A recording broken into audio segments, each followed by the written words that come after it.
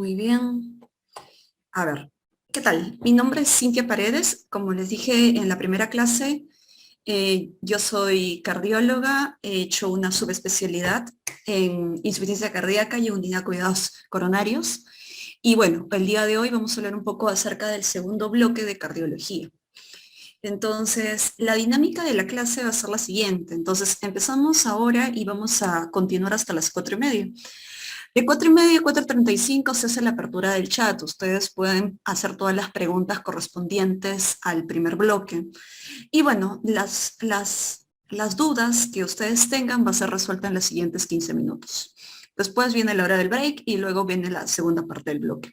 Entonces vamos avanzando porque con esta parte, con esta segunda clase de cardiología vamos a terminar lo que viene a ser la segunda fase de internado médico. Entonces, bueno, me parece que nos quedamos la última clase en esta diapositiva. Entonces, estamos hablando un poquito acerca de insuficiencia cardíaca. Cuando hablamos acerca de insuficiencia cardíaca, perdón, ya perfecto, ya tengo funcionando esto. Ok. Cuando hablamos acerca de insuficiencia cardíaca, vamos a tomar en cuenta de que existe dos escenarios clínicos. Un paciente con insuficiencia cardíaca aguda, el cual acude a la emergencia sobre todo por síntomas que muchas veces los ha venido presentando progresivamente y que acude con nosotros porque sus síntomas al momento de la evaluación son incapacitantes y necesitan una valoración de emergencia. Y en segundo lugar, porque los síntomas los debutó en las últimas 48 horas. Entonces, en cualquiera de estos dos escenarios, ya sea porque los síntomas se han venido presentando de manera progresiva hasta un punto en el cual el paciente no pueda tolerar más su estancia en casa, o desde el segundo punto de vista, como les dije, en el cual el paciente de manera aguda, de manera abrupta, presenta esta sintomatología, esa es la insuficiencia cardíaca aguda. Cuando el paciente ingresa con nosotros con síntomas de insuficiencia cardíaca aguda, el síntoma más típico, la disnea, y acá coloco síntoma más típico, la disnea.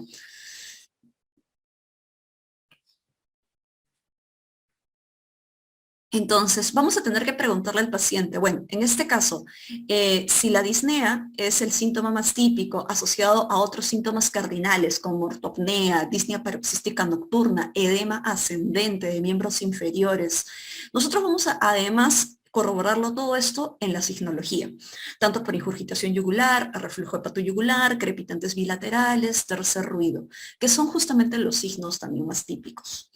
En base a estos síntomas y signos, yo puedo catalogar al paciente en 4 fenotipos y es ahí donde coloco estos recuadros. En un fenotipo que se llama seco caliente, húmedo caliente, seco frío y húmedo frío. Empecemos hablando de lo que significa frío.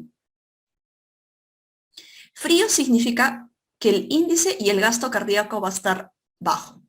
Es decir, la cantidad de sangre que bombea el corazón es baja. Entonces, esa es la causa por la cual el paciente está frío. ¿Y cómo extrapolamos estos síntomas de frialdad?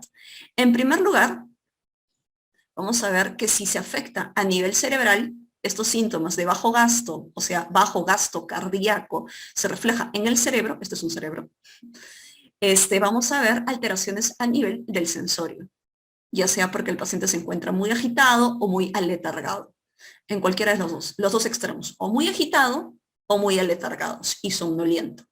Si estamos hablando de los riñones, diremos que hay una disminución del volumen urinario. Y si estamos hablando de la piel, diremos que hay una piel fría y moteada, sobre todo a nivel distal. Entonces, estos 3 son los síntomas más claros o los signos más claros de frialdad por bajo gasto cardíaco. Entonces, yo lo voy a evaluar a nivel del examen físico y justamente diré, este paciente está frío. ¿Cómo diré cuando el paciente está caliente? Entonces, bueno, perdón. ¿Cuándo diré que el paciente está húmedo? Segunda cosa que tengo que corroborar, humedad. Entonces, la humedad se extrapolará, mientras que lo frío se extrapolaba de esta manera, La humedad se extrapolará en otra cosa. ¿Y qué me significa que el corazón está húmedo? Volvamos a nuestra fisiopatología, donde hablábamos que dentro de la fisiopatología había alteraciones tanto de la función sisto y o diastólica. Entonces, dentro de esta alteración de la función sistodiastólica del corazón, vamos a tener que existe un aumento de las presiones de llenado a nivel del corazón, tanto el corazón derecho o el corazón derecho o el corazón izquierdo. Existe un aumento de presiones de llenado.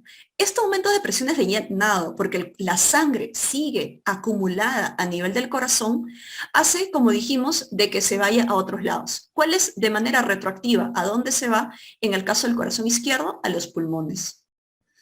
Y de manera retroactiva, en el corazón derecho, ¿hacia dónde se va? A toda la parte sistémica.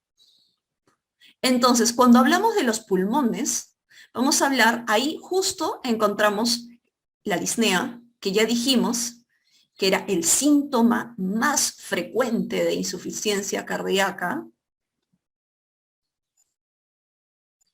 Vamos a encontrar la ortopnea, que es otra extrapolación de la disnea por la intolerancia al decúbito supino, la disnea paroxística nocturna, sobre todo que aparece esa disnea que cuando el paciente está de noche y se levanta súbitamente porque le falta el aire, vamos a encontrar también en el examen físico los crepitantes bilaterales.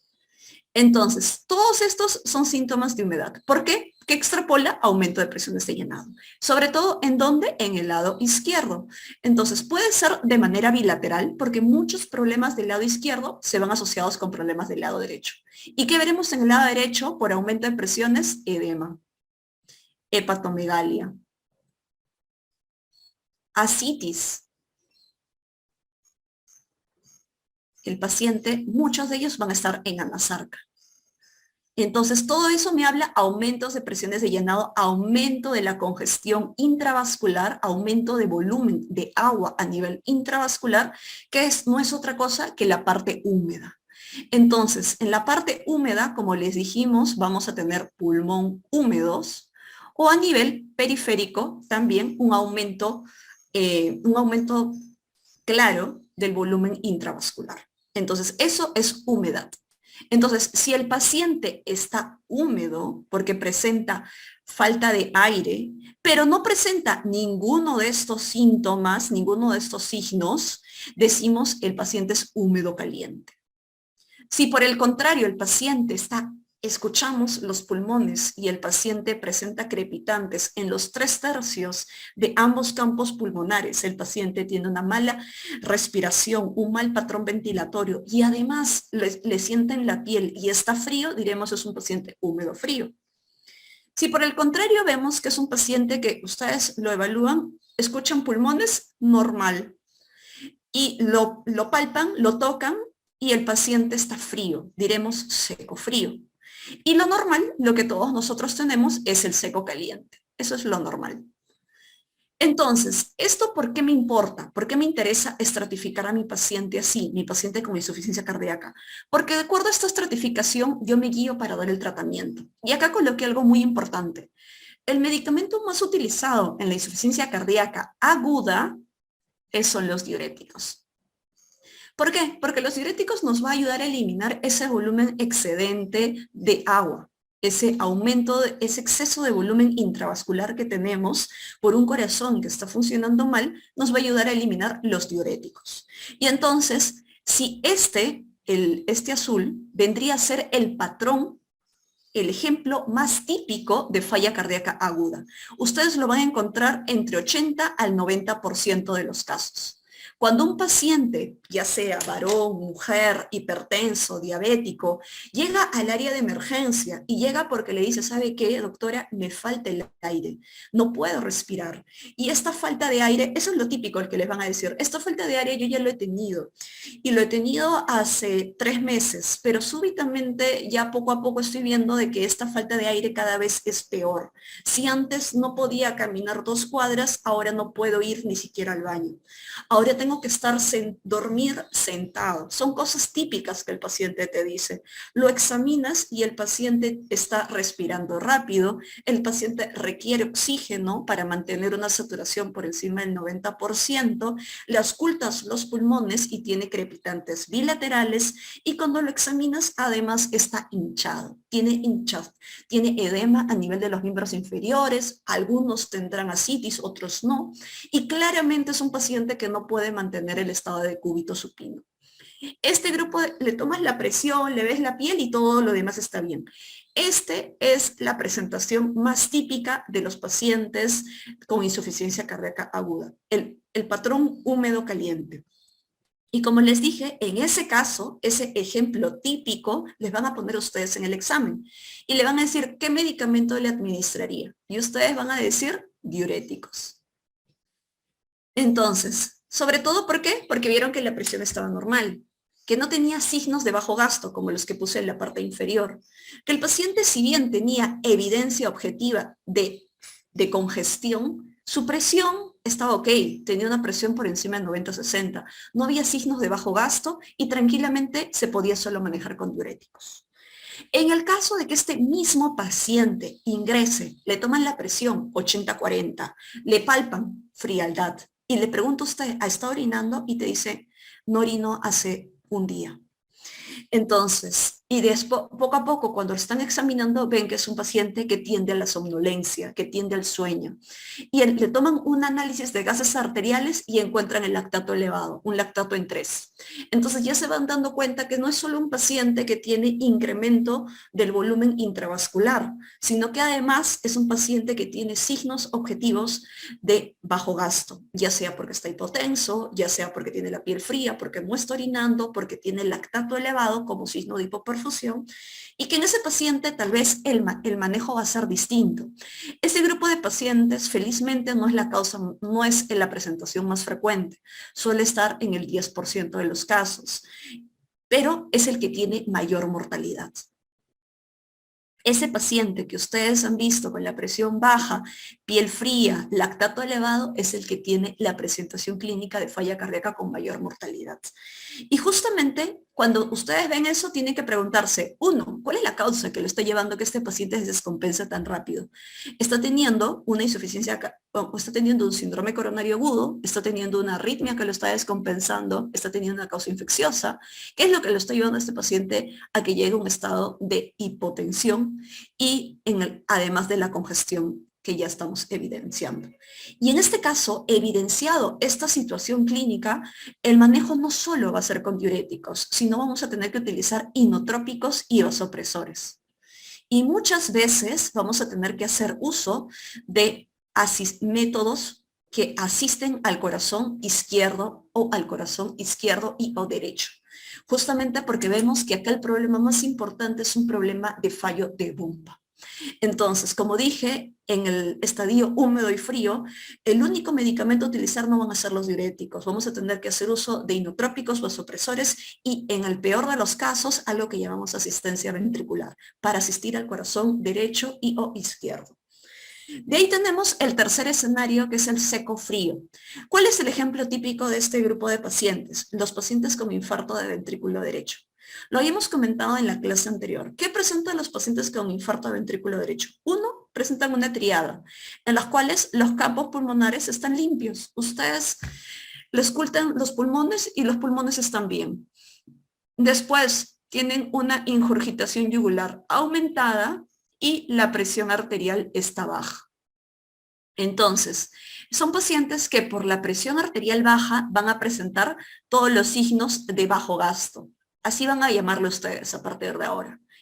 Entonces, signos de bajo gasto. Estos signos de bajo gasto por la hipotensión, pero cuando lo auscultan se dan cuenta que los pulmones están bien, que no existe a nivel pulmonar ningún problema. Incluso muchos de ellos no tienen crepitantes, toleran muy bien el decúbito supino.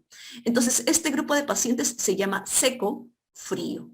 ¿Y cuál es el manejo de este grupo de pacientes? Va a ser la utilización de inotrópicos, como en el caso anterior, y de acuerdo, determinando la causa, podemos agregar algún otro tipo de tratamiento adicional. Entonces, eso es lo importante de la insuficiencia cardíaca. La insuficiencia cardíaca, uno, como dijimos, tenemos que determinar cuál es la causa y cuando estratificamos en insuficiencia cardíaca aguda o crónica, de acuerdo a los síntomas, a lo florido de los síntomas y a la necesidad de quedarse o no en un área de emergencia, tenemos que preguntarnos en el caso de insuficiencia cardíaca aguda, ¿qué es lo que lo descompensó? Y muchas veces esa causa que lo manejando la causa que lo descompensó de manera paralela a la presentación clínica, vamos a tener el éxito en el tratamiento. Segundo lugar, como les dije, muy aparte de preguntarme cuál es la causa que lo descompensó, si fue un síndrome coronario agudo, una crisis hipertensiva, una fibrilación auricular, alguna complicación mecánica, alguna endocarditis o algún proceso infeccioso, tengo que decir cuál es el fenotipo de mi paciente. Y ahí ustedes se van a acordar estos cuatro categorías. Y de acuerdo a las 4 categorías, ustedes van a decir cuál es el tratamiento ideal. Ya dijimos también que en el 80-90% el paciente va a estar en un patrón clínico llamado húmedo caliente, donde el manejo más importante va a ser los diuréticos. Ahora vamos para el otro lado. El otro escenario, pacientes con falla cardíaca crónica. ¿Qué significa? Todos aquellos pacientes que tienen una alteración de la función sisto o sistodiastólica y que, por ejemplo, vamos a ver que lo principal que utilizan las guías internacionales hoy en día para estos pacientes es estratificarlos de acuerdo a la fracción de eyección. El punto más importante en este grupo de pacientes es decirnos, mi paciente tiene falla cardíaca, perfecto, ¿cuál es su fracción de eyección? Y ustedes van a decir, perfecto, mi paciente tiene fracción de eyección menos de 40%. ¿Qué es la fracción de eyección? Es de alguna forma la función del ventrículo izquierdo, cómo está contrayéndose ese ventrículo izquierdo, cuál es la diferencia entre la fase telediastólica y telesistólica, cuánto ha sido ese volumen que logró eyectar por cada latido cardíaco. Si esta fracción de eyección, este volumen realmente, porque el paciente está disminuido, hablaremos de menos de 40% una fracción de eyección reducida. ¿Y cuál es lo importante de determinar la fracción de eyección? Si es 40, si es 50, si es 60. ¿Cuál es lo importante de esto? Lo importante que les van a preguntar a ustedes para su examen, que todos los pacientes que tienen fracción de eyección menor o igual al 40%, son pacientes en los cuales existe un tratamiento que va a mejorar o que va a tener impacto en la mortalidad. O sea, que va a favorecer de que estos pacientes mueran menos, de que esos pacientes se hospitalicen menos. ¿Y cuáles son esos medicamentos? Pues hoy en día hablaremos de 4 pilares de tratamiento, los que están acá abajo.